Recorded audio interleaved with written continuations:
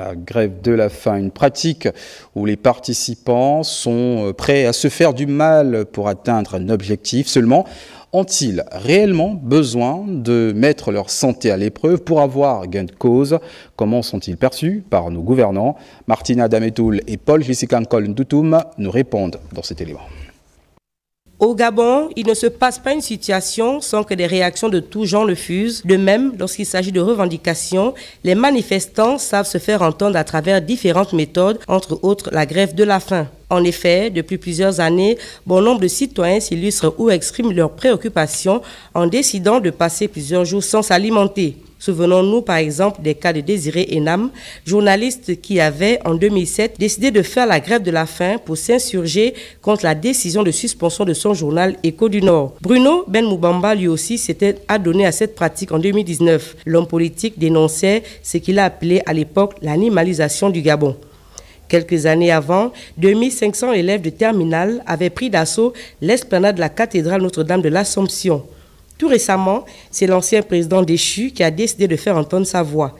Ali Bongo Ndimba dénonce selon lui le mauvais traitement infligé à son épouse et son fils détenus à la prison centrale de Libreville.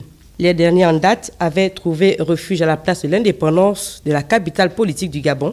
Ces trois jeunes qui ont voulu se laisser mourir appelaient le président de la transition à se porter candidat à la présidentielle du 12 avril prochain. Ces illustrations viennent conforter l'idée selon laquelle les Gabonais ont développé un nouveau mode de revendication, non violent mais plutôt audacieux. Si avant, faire grève consistait à un arrêt illimité de travail, aujourd'hui, force est de constater que d'aucuns choisissent de ne pas s'alimenter afin de se faire entendre.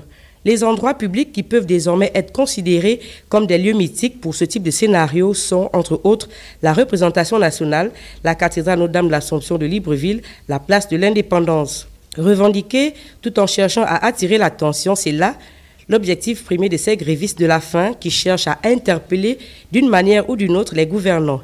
Ces cibles bien identifiées ont-elles toujours besoin que le pire se produise pour réagir? C'est l'une des interrogations que se posent les populations qui estiment que les gouvernants devraient prêter une oreille attentive aux sollicitations de leurs compatriotes. La grève de la faim existe depuis les années 1900.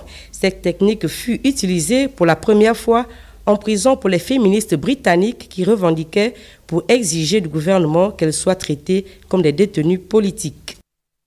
La grève de la faim, justement, que pensent les citoyens sur cette situation, une situation qui devient d'ailleurs un sujet sociétal dans notre pays. On écoute.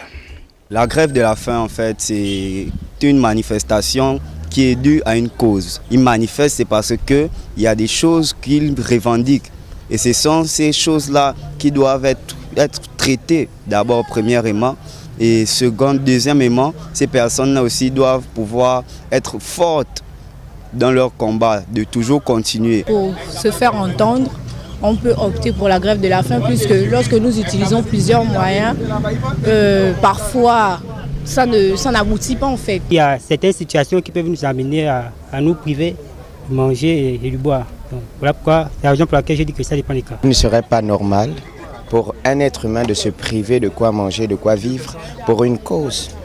Il faudrait qu'il se fasse entendre par d'autres moyens, il y en a qui existent, mais je trouve que c'est privé de manger, de boire. C'est comme si tu faisais outrage à ton propre corps. Non, je ne pense pas que c'est ce recours pour se faire entendre, quoi. Parce que tu pourras perdre ta vie et tout ça là. La meilleure chose à faire, c'est d'exprimer de vive voix. Pour la privation, c'est pas nécessaire parce que ça peut causer d'autres problèmes. Nous, ce que nous pouvons faire, c'est se rapprocher des autorités et de faire part de nos situations. Parce qu'une grève de la faim peut apporter d'autres problèmes de santé. Au Gabon, la grève de la faim, ça n'a rien à voir avec ce qui se passe dans les autres pays. Tous ceux qui font la grève de la faim au Gabon, ils veulent quelque chose, attendent que la personne avec qui... Bon, ils font une grève de la faim pour une personne, ils attendent que la personne vienne leur remettre quelque chose pour qu'ils puissent s'arrêter. Je ne dis pas que c'est forcément la voie à suivre. Il y a aussi d'autres recours pour pouvoir trouver gain de cause. Mais bon, on ne va pas trop tergiverser dessus. Moi, je tiens juste à interpeller ici les autorités publiques de vraiment prendre cette question à cœur et puis trouver les solutions pérennes face à ce phénomène dit de la grève de la faim. Restons au Temple du Savoir pour cette fois recueillir ces propos d'experts, notamment sur la question de la grève de la faim. Je vous propose d'écouter d'ailleurs le docteur Daniel Bécalé, il est enseignant à l'UOB. La question de la grève de la faim, c'est un moyen de contestation, un moyen de revendication, d'accord? D'ordinaire, c'est une méthode qui est utilisée, qui peut être considérée comme les méthodes pacifiques, d'accord? À côté de la grève de la faim, on peut avoir des marches, on peut avoir des